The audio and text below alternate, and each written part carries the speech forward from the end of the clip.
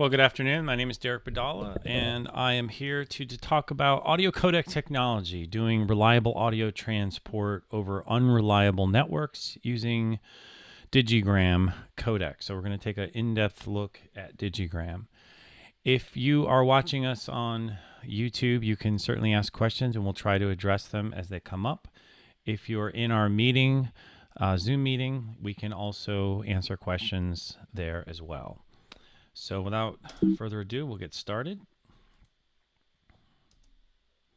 So who's the customer for the kind of technology that we're talking about today? Well, certainly traditional broadcasts for radio and TV station, OB-van, remote trucks, universities have taken advantage of this technology for doing distance learning, or if you want to do remote juries or remote recitals or remote auditions, we have technology for that. And also for broadcasting events, live events from your recital halls or venues. Also, it is used for communications or all the above as it relates to the school systems. Medical applications for remote hearing tests, for example, houses of worship looking to broadcast satellite locations. We can do up to 128 channels, full duplex, and also do web radio broadcasting. In addition, we can use this technology for background music in public spaces, having a centrally located music playback and have it stream out to several satellite locations all around the world using public IP. Transport stations, railroad stations, stuff like that, air stations, airports, etc. So there's lots of different ways this technology can be used. So to talk about Digigram codecs and what makes them so special, we got to do a little bit of a review on IP audio technology and the basics. So we're going to cover sort of a foundation. What is IP, and more specifically, what is IP audio? We're going to talk about IP audio in broadcast, the compression types used in broadcast audio, what they are, how they affect the bit rate of your network, compression in general, and latency, because it's all interrelated. Then we're going to go through audio over a wide area network, specifically a public internet. And we're going to finish up talking about technology for doing reliable audio, overcoming all the challenges over an unreliable network, and provide you some solutions and applications along the way. So I hope this will be insightful. So to get started, I want to set some context. I'm going to use a traditional radio TV station environment to illustrate common terms and context that we use in discussing broadcast. So in this picture, we have remote broadcasting or contribution on the left side. In the middle, we have the studio. And on the right side, we have the distribution of said audio. So getting that audio out to other stations, transmitter sites, web radio, or even satellite. Or in some cases, another studio. On the contribution side, this is going to be like sports commentary, journalism, live performance, live music, could be a music theater performance, could be students at home in a class with nothing but a web codec. So there's a lot of different uses and a lot of different situations that we normally call the remote broadcast or contribution side. The studio side is going to receive these signals and either pass them on to the distribution or do some other addition or subtractive processing of some kind.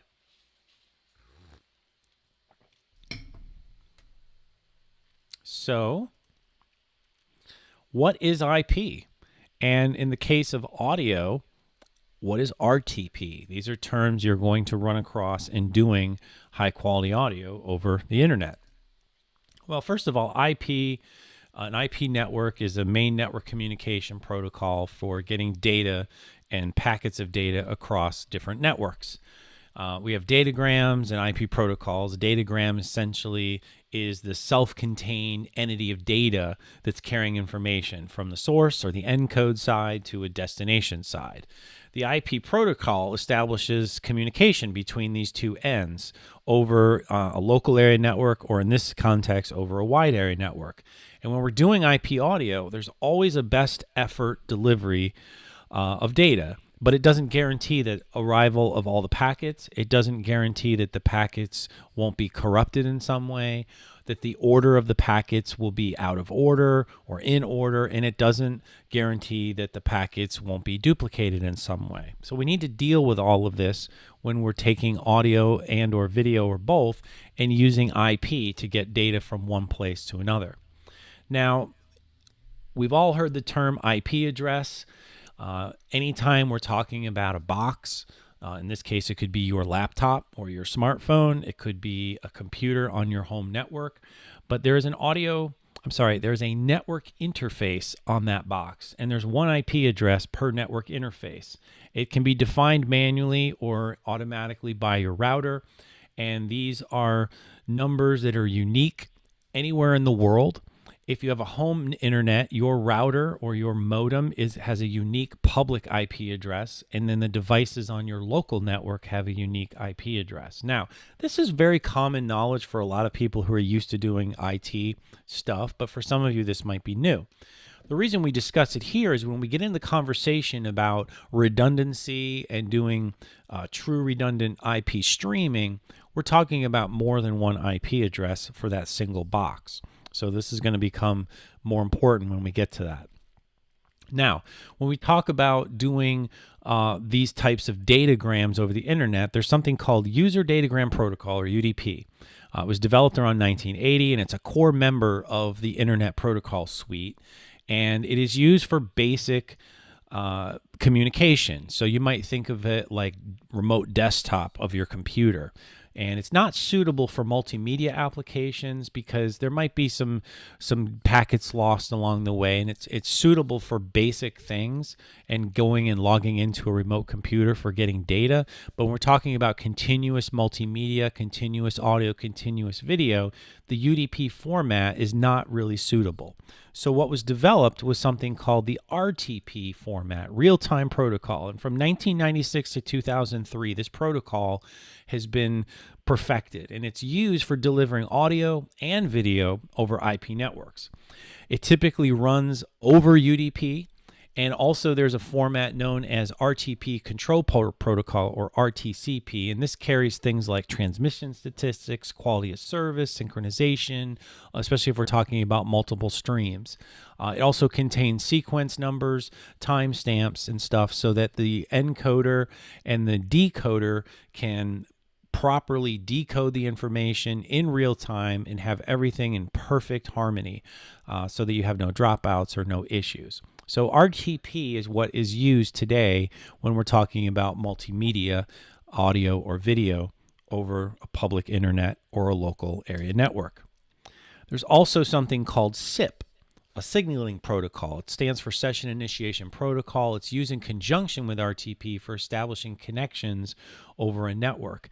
And there are advantages to SIP because you don't have to know what the actual public IP address is of a device.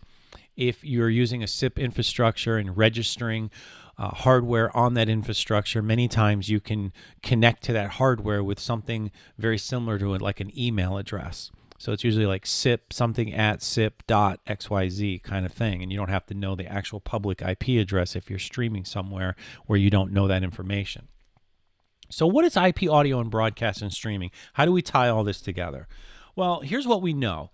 IP technology is used to carry the information. We know RTP and SIP are standard protocols that are used for this.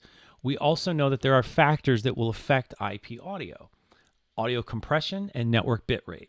Audio compression is going to be the field payload type or RTP frame. It indicates the compression type. And we're going to go over what those compression types are because you're going to run into these when you're setting up your network. Network bitrate is going to determine the number of audio channels, sample rate, and required audio compression. So this is how fast your upload and download speeds are at home or out in the field. So why do we use audio compression? Because we've all been taught audio compression is a bad thing. We're taking original pristine signal and losing some sort of information. There's lossless algorithms out there and lossy algorithms. And of course, the reason we use compression is to adapt the bit rate to what we're doing. It limits the size of the data to be transmitted. Now, there's two types of compression, lossless and lossy. Lossless has been used in other audio applications because the huge advantage is there's no loss of audio quality. The weakness for IP audio is it's not a constant bit rate, and there's a low average compression ratio, generally less than 2. So we tend to use lossy algorithms in audio broadcasts because the advantage of it is it has a fixed bit rate.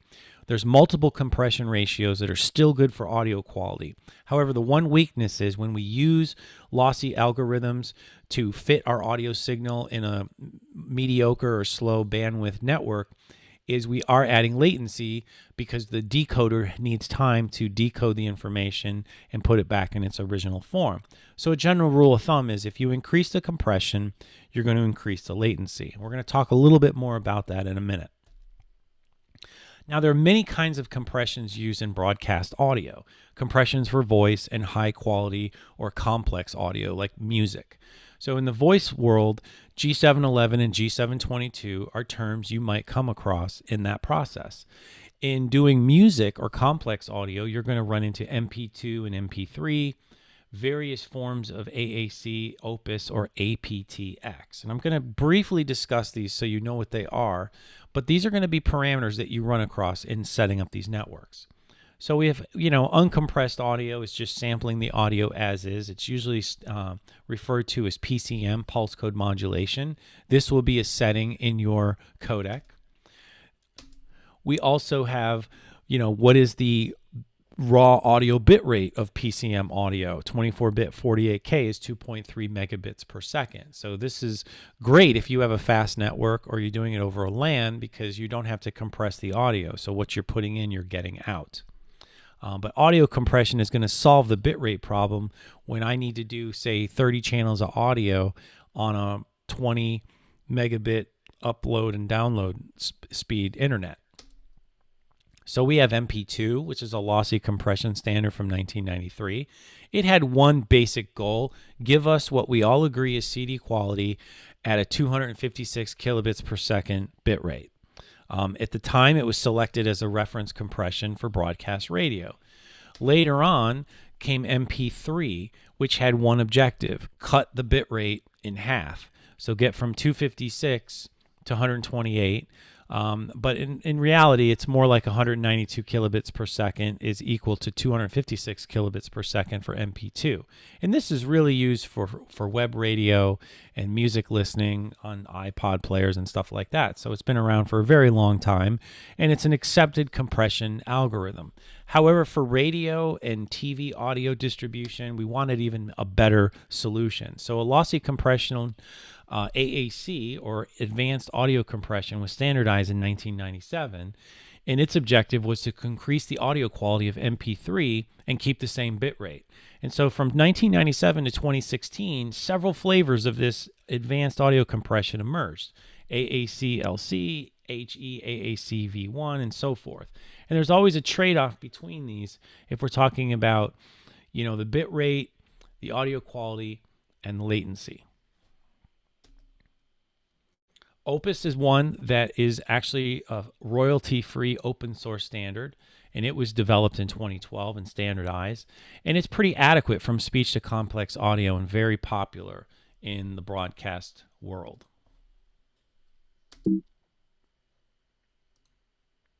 Now, a lot of times we get questions about latency latency. What is the compression and the bit rate and the latency of all these various compression algorithms that I can use? And what does that give me in terms of encoder to decoder latency? So you can see PCM gives us the fastest latency latency but requires the fastest network to do so. And we're talking about a stereo 48K 24-bit audio source here in this chart. And when we get down into AAC and Opus, this gives us what we consider an easy network bit rate to work within, because you notice it's even half of what aptX is.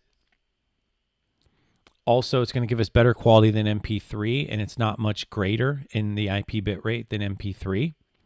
But the latency is anywhere from 88, 48, 43 milliseconds, 103 milliseconds, and that's perfectly fine in many applications. You'll also notice the least difficult bit rate solution is going to be using AAC-V2, which is only requiring 72 kilobits per second, but the latency is almost double of or even triple of what we're talking about. So we tend to find in broadcast AAC and Opus are very common choices, and that's why. And when we start talking about not just stereo, but 32, 64, 120 channels of Dante, that becomes a bigger factor. So let's talk a little bit about things like Dante and synchronous LAN audio, because you might be thinking, well, why can't I just use Dante over the public internet?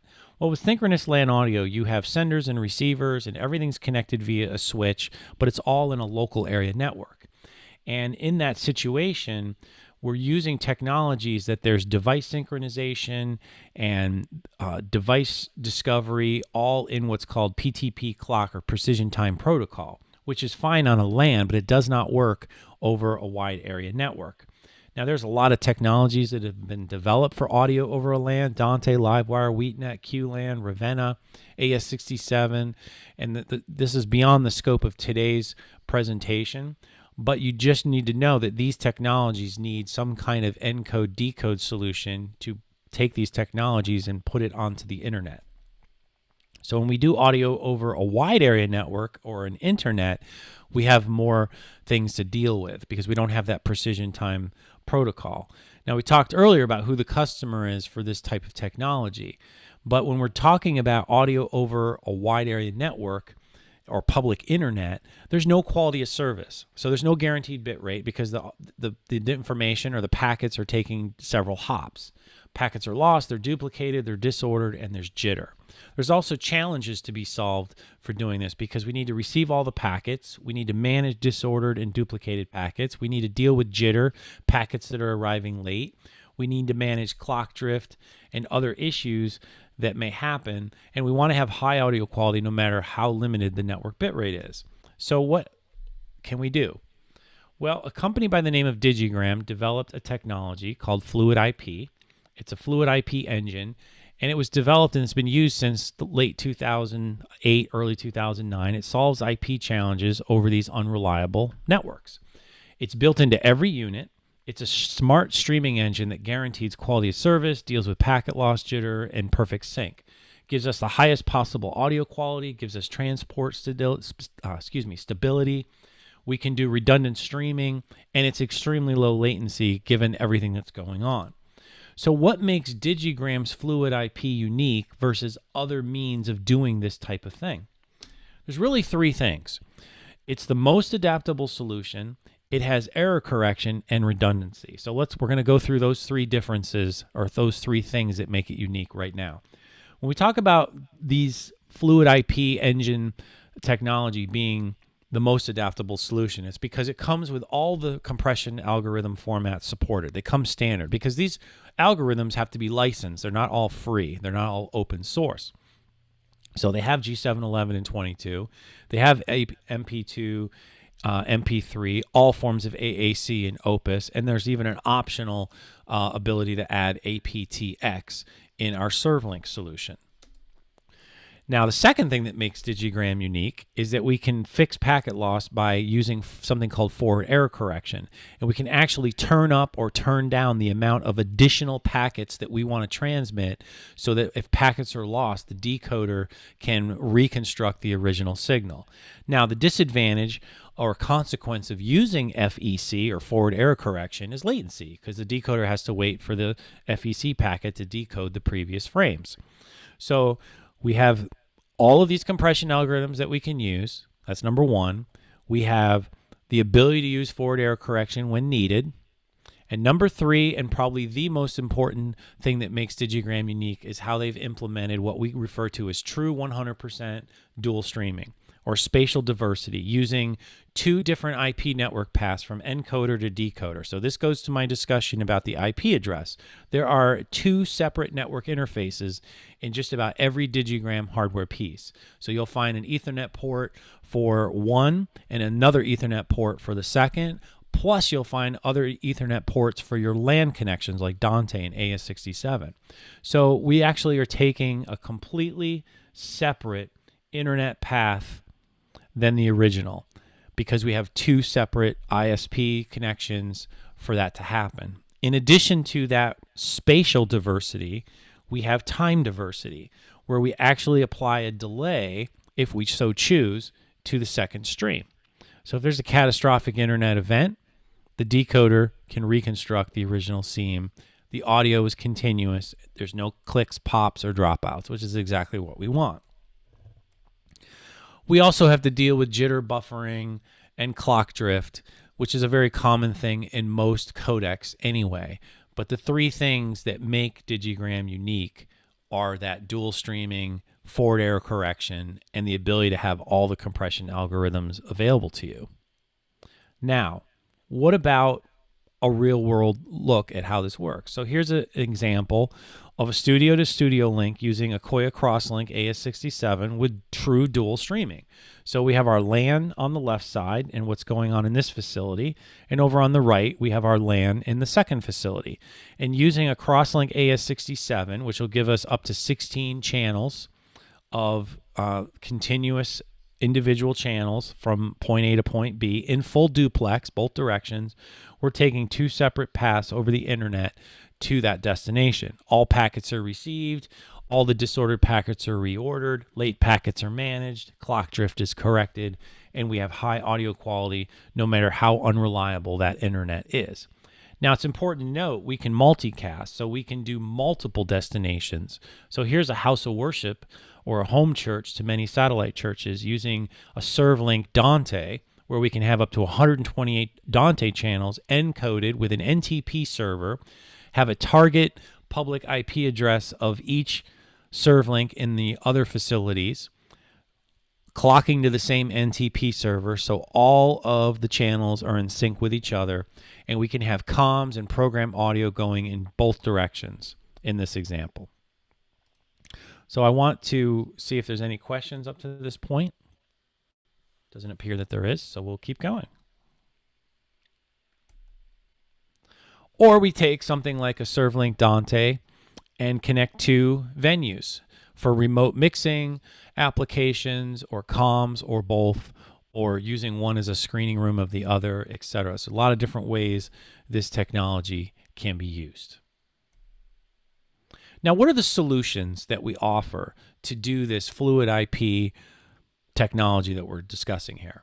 Well, there is really a few. There's some rack mount or studio codecs, there's a portable codec, and now there's a web codec. And they can all be used together for very complex systems.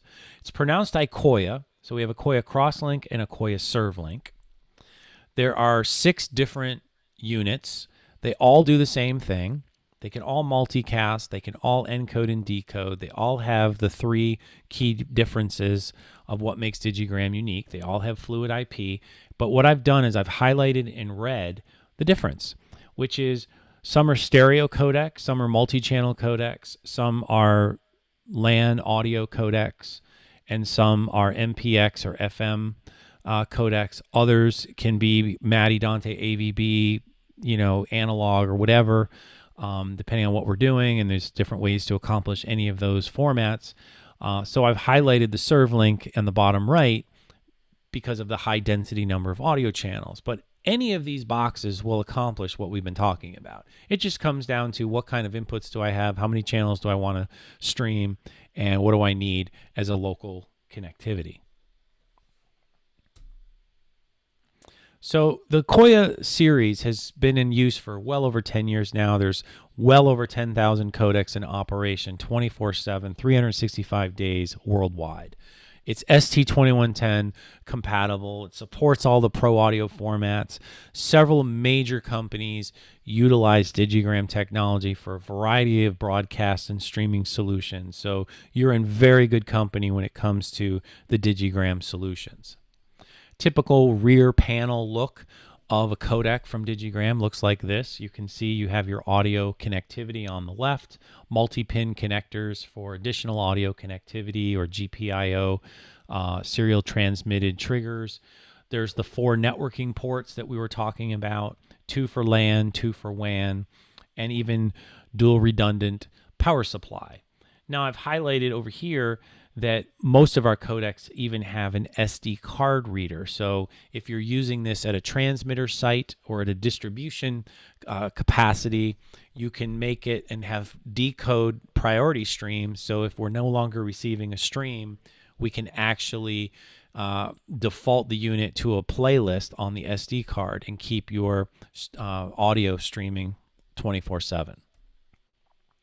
Now, the Akoya ServLink is the same idea as the Crosslinks. The only difference is it can do a higher density number of channels. And because of that, we actually have Dante and MADI and ASEBU and multi-channel analog versions that we can use. Now, this can be used to receive calls from several destinations. It can be used to send multiple programs out to multiple destinations or one destination. It can be used just between two campuses. And so there's a lot of ways that this could be used. So what I'd like to do is show you a video on one such case.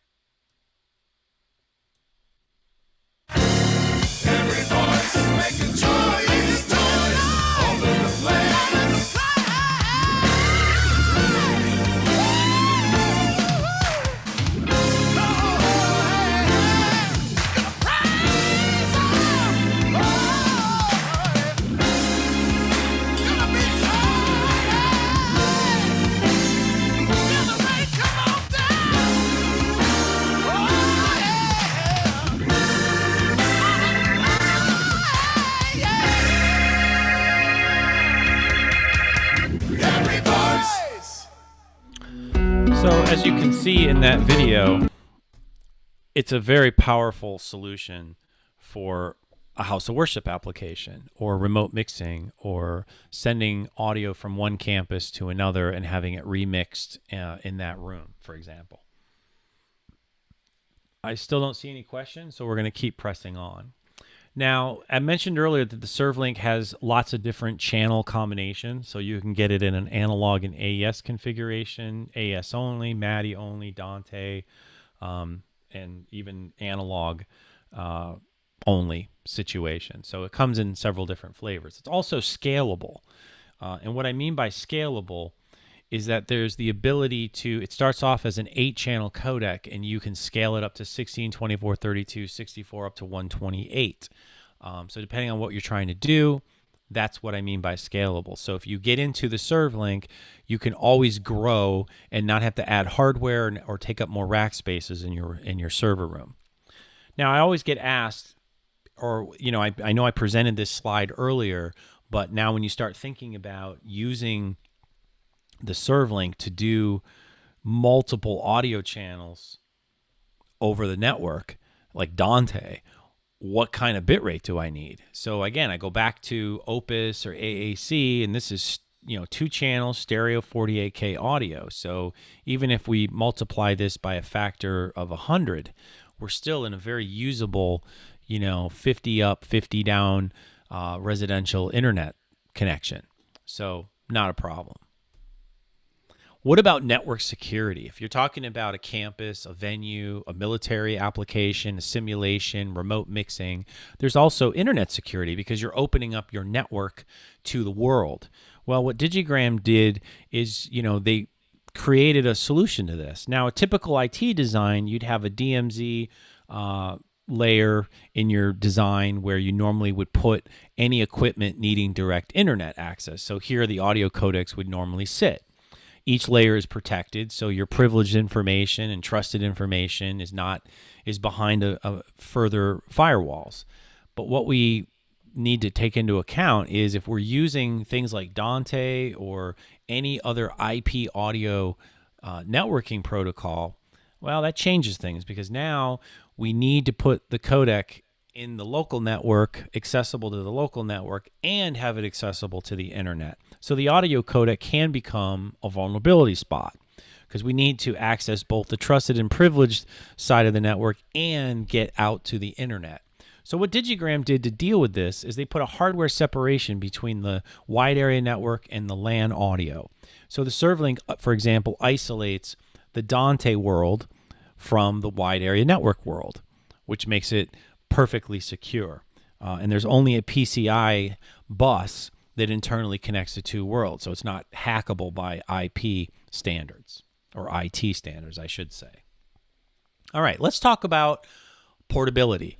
We put up a slide at the very beginning of this presentation where we talked about remote broadcast, people in the field, sports journalists, commentators, folks like that, or streaming a concert.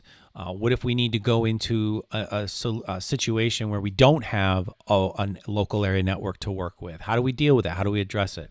Well, the Akoya Talk is the way we do that. So I'm going to share a video to walk you through exactly what the Akoya Talk is about, and then we'll talk about it in more detail.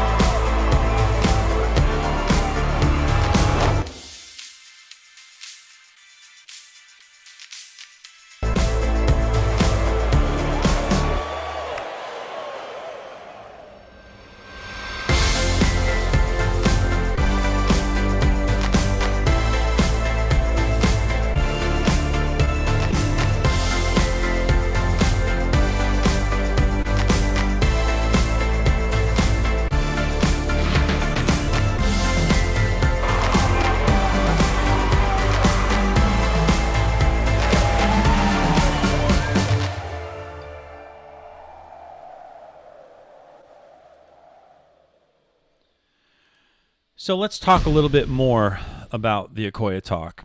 It's an all-in-one solution. It's portable, easy to use like a smartphone. It's perfect for live reviews, events, talk shows, sports commentaries, live music events, remote contribution for singers, stay-at-home singers for churches or musical theater. It could be used for directors, music directors. There's so many applications that have come about as a result of the pandemic that this slide really is limiting what is possible. Now, as you saw in the video, it's used in a remote capacity. So you would usually have an Akoya Talk somewhere out in the field or at home, and it would be connecting over the internet to a studio. Now, it is interoperable with third-party codecs as well, In this example, we're showing an Akoya Talk with an Akoya Crosslink ST. And you saw in the video that it has 4G, 5G, built-in Wi-Fi module, and dual Ethernet ports. So we can do that redundant streaming. We can do it with the Ethernet ports. We can do it with the 4 and 5G with the Ethernet. We can do, there's 2 SIM cards in here, so we actually can do 2 separate, what am I trying to say? Companies like Verizon and T-Mobile. If we wanted to. There's a 3-input mixer, so we can have guests and color commentator and guest of a guest and 4 headphone. And you saw in the video there's auxiliary outputs on the back, so we can actually have a PA system or connect to a console and all this kind of stuff. So it's an extremely powerful all-in-one solution. And when we talk about this Akoya Connect, which I'm going to go over in a second, there's even more power, because with Akoya Connect, the studio can control the remote Akoya Talk unit. So the talent simply has to turn it on, and that's about it. So there's not many solutions out there, if any, that I'm aware of that have that level of technical capability, where the talent can turn it on, connect their headset or microphone, log in, and that's it. All the settings come out of the cloud, and all the controls can be done from the studio. So I'm going to walk you through all that in just a few minutes, but I just wanted to point that out. Now, in addition to everything I've just said, this unit has 2 lithium-ion batteries. It comes with 1, so the only option you need to think about is if you need a second battery or if you want a carry case. But it actually has an onboard 64 gigabyte hard drive, so I can do recording. I can preload it with recordings or header or bumper music or anything I need to do. I can play the recordings on air. I can comment over those recordings. So it's ultimate flexibility for all kinds of broadcast streaming solutions. Now, as promised, I want to go over Akoya Connect and Akoya Guest, and using it mobile on your smartphone even. So, we've displayed this graphic a few times now, but now I'm specifically circling the Akoya Connect and using it with a smartphone and Akoya Guest. And in both cases, I'm going to talk about Akoya Guest, once just on a web browser on your computer or on your web browser on your smartphone. Now, I'm going to start with Akoya Connect, because this is where you can access it just using a web browser from the studio or anywhere in the world, manage your codecs, your links, your guests, monitor your connections, and most importantly, in the case of the Akoya Talk, remote control your codecs. So what am I talking about? Well, we have Akoya Connect, which is our SIP infrastructure, and it hosts all of the Akoya applications. So it's a subscription service. It's very nominal charge, but you have an annual or monthly subscription to have the access to this software, and you can manage, monitor, and remote control your entire infrastructure. Akoya Guest is a web codec that is another piece of software that is inside of Akoya Connect. You administer those links and send them to your guests so they can put those links in their browser and connect to your codec. And it's all predetermined what channel of your codec those web links will call. So I could send out 12 links and have it connect to 12 different channels of my Akoya ServLink. And we actually do that in distance learning applications with universities and schools, especially music schools where audio has to be at a very high quality. Now, using Akoya Guest on a smartphone is the same as using it on a web browser. You just put the link on your smartphone. So we can use it in a mobile application. We can use it at home or on the go on a laptop or desktop computer. And Akoya Connect can be accessed anywhere. Now, it looks something like this, where you can see all the connections, and this is going to be for the more technically minded user, where they need to get quality of service statistics and see everything. They can initiate calls, disconnect calls. So if you're a radio, TV, or a university with a broadcast needs, this is going to be perfect for you. But this Akoya Connect application is where you will also control your codecs, as I'm pointing with my mouse over here on the left, and you can take control and control them remotely. It's also where you set up your users, where you will send your Akoya guest links. So all of this is done in this web application.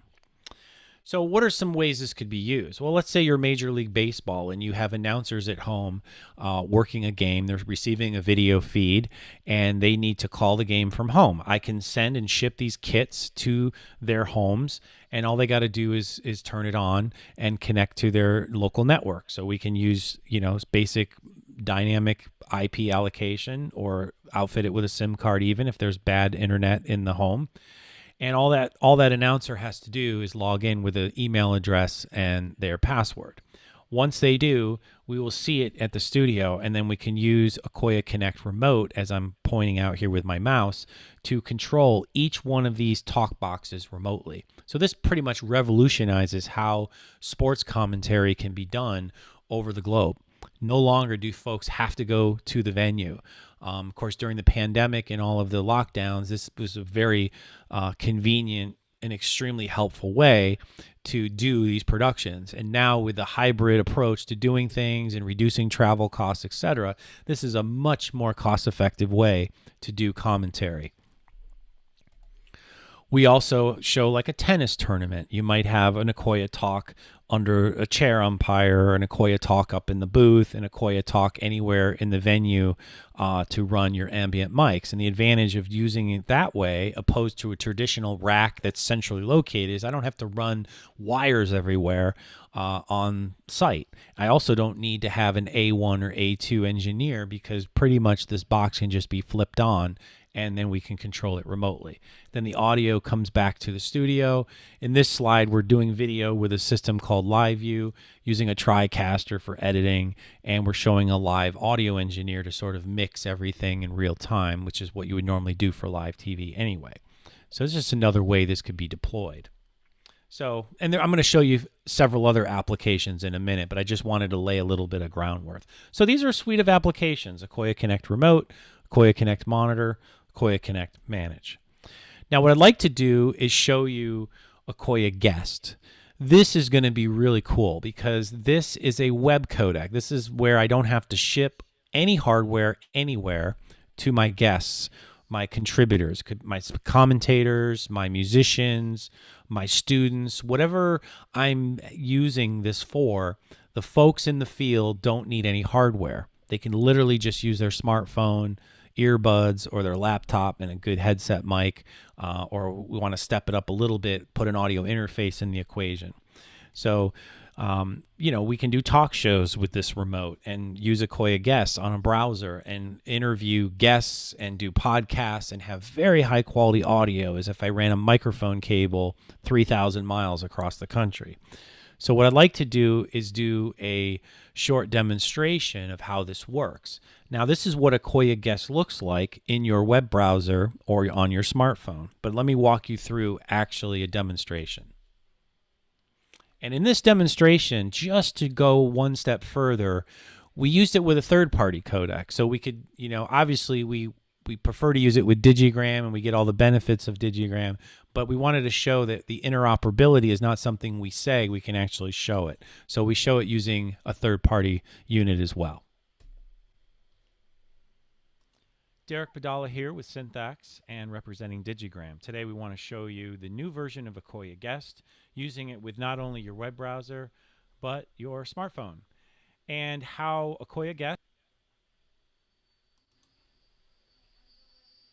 Guest, along with Akoya Connect, can connect to not only Digigram codecs, but third-party codecs. So today I've elected to use a Comrex Access so we can really show how powerful Akoya Connect and Guest can be in any codec installation.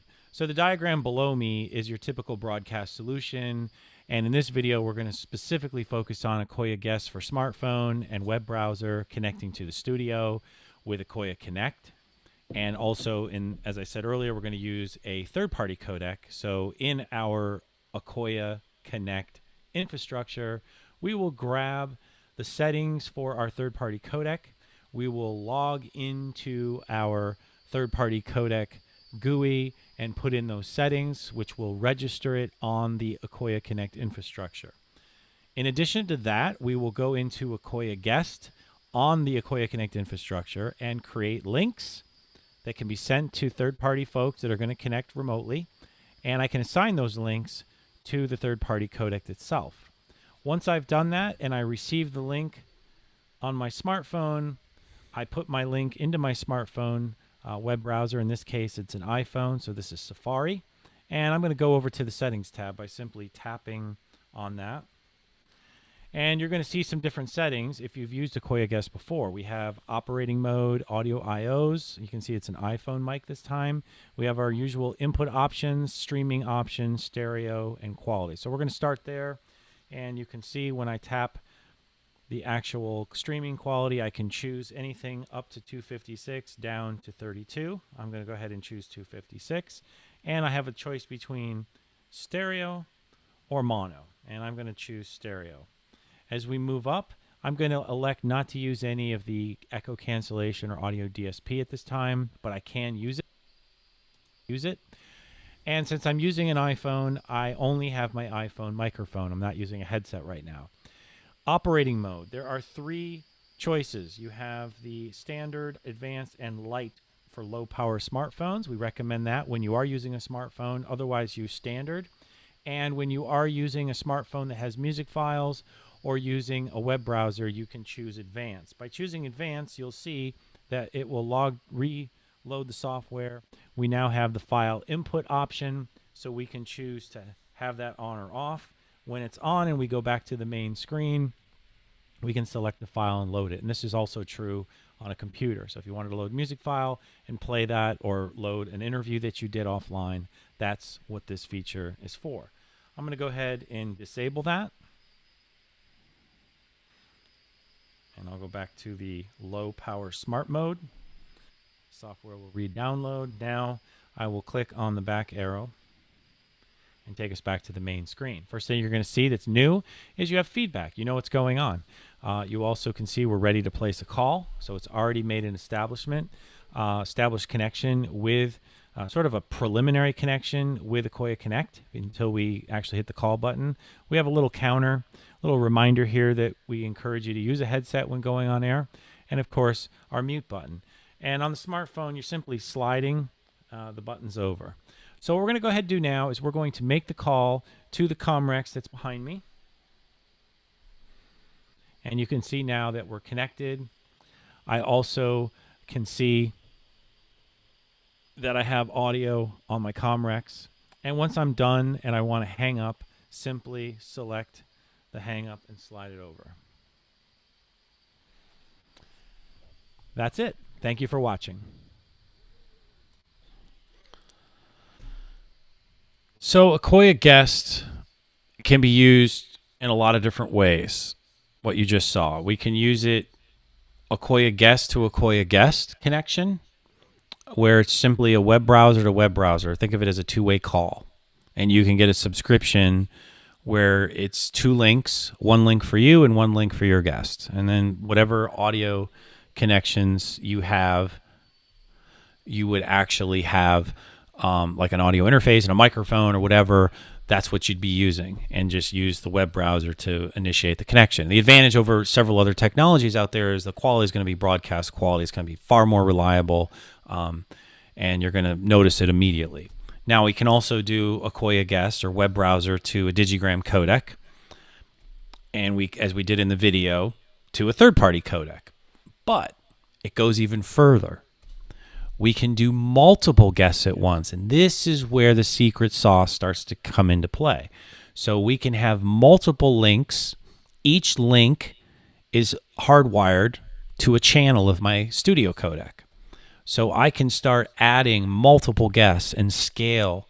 So I could use this to record reality TV stars. I could use this to record a cast ensemble while everybody's at home and do a recording session of multiple musicians at the same time. And there's ways to deal with the synchronization and other things that you might be thinking about when I say that. I can use this for distance learning in a music college and have all the students at home with these links, and they're all coming into the university. So there's lots of power here. We also have the ability to use it on a smartphone, as you saw.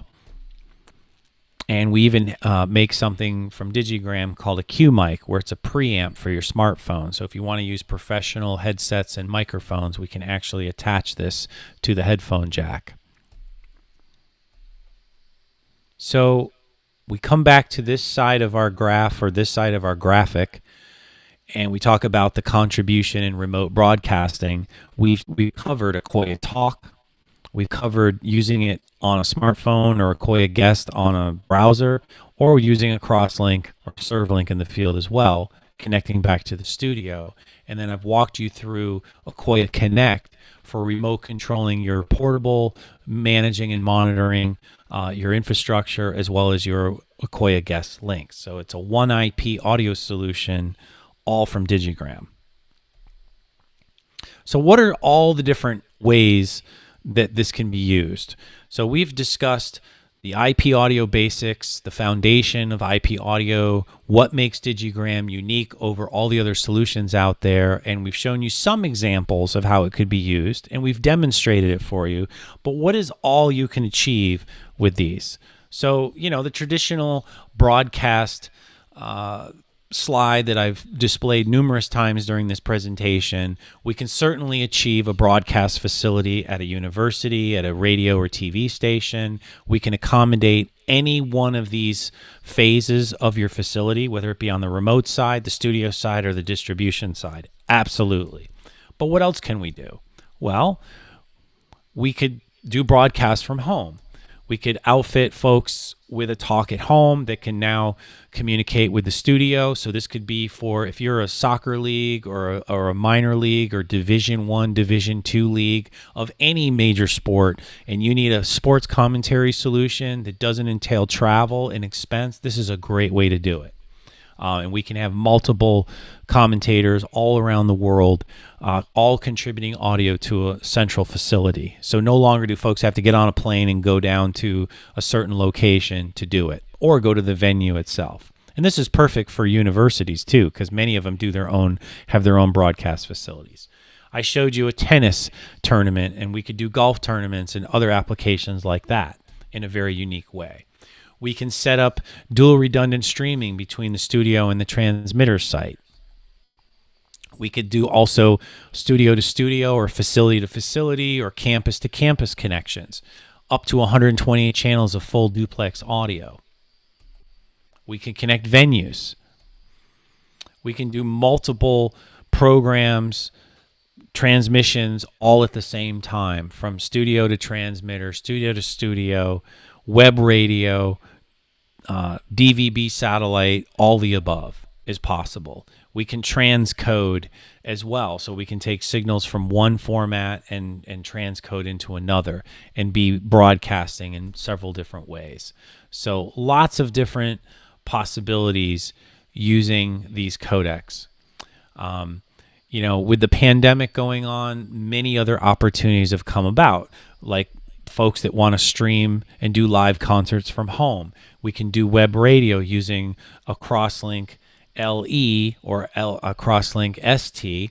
Take the output of your audio system and provide a very high quality web radio feed, and you can monetize this. This could be used in musical theaters around the country. This could be used in music colleges, a great way to broadcast recitals from high schools, graduations, and allow parents and other folks in the community who can't attend to listen to the event as if it was a professionally done, high quality radio transmission.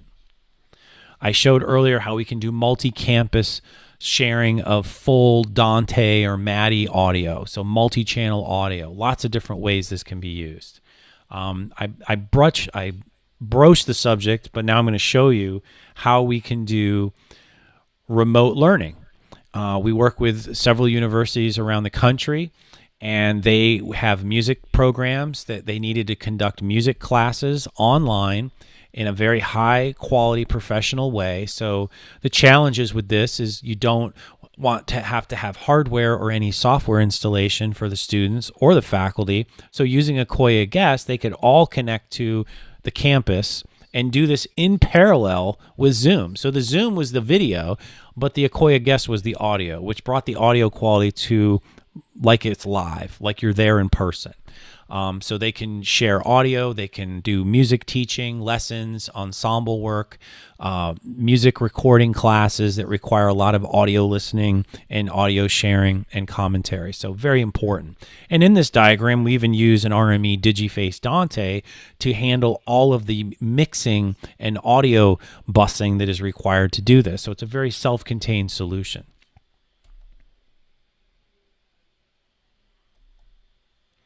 In addition to that, you might also consider a university that wants to do a combination of the two, or any application where we have remote guests and our own little Zoom environment, but then we want to stream it to the world using web radio or remote translation and do another language at the same time. So that's also possible for remote translation. If you want to take it one step further, like a Division I school might want not only the remote learning component, which you see in the bottom left, but we can also set up with a portable codecs the ability to broadcast games and tournaments and other events that are going on, and the university can have its own radio station at a fraction of the cost of doing it the way it's always been done. So those are just some of the ways. We talked about remote translation briefly, but I didn't really show it to you. So here's a situation where we have a serve link. Now, this is done in Europe at the United Nations, where you have a serve link and you have remote guests that are able to translate the meeting in real time. And those real-time audio translations can be broadcast to specific channels where audience members who need to listen to it in Spanish, German, and French, as it's pertained in this example, can do so. So this is another way in which this technology can be used. Also, using this technology, you can basically create a very compact, broadcast studio using something like a serve link in tandem with, say, a Fireface UFX Plus and RME's Total Mix. You can create a very self-compact radio facility and use Akoya Guest for all of your remote guests. And you can add channels and do all kinds of things and not take up a lot of space. So you have a virtual mixing solution, you have EQ and dynamics and all the DSP, independent headphone mixes capability, you have digitally controlled mic pre's, and it's completely expandable both in the studio and what you're doing on the remote side for remote guests, because you can add Akoya Connect connections and do as many guests that you want. So this is just several different ways this can be done. And if you'd like more information on some of these solutions, or you have a specific solution yourself that you would like to speak to us about and we can see how we can help you, please send me your name. My email is simply derek@syntax.com, and I would be happy to reach out to you and help you with whatever needs you have or answer any questions that you have. I'd like to just double check that we don't have any questions. I don't see any. So I want to thank everyone for their time and have a wonderful and safe day.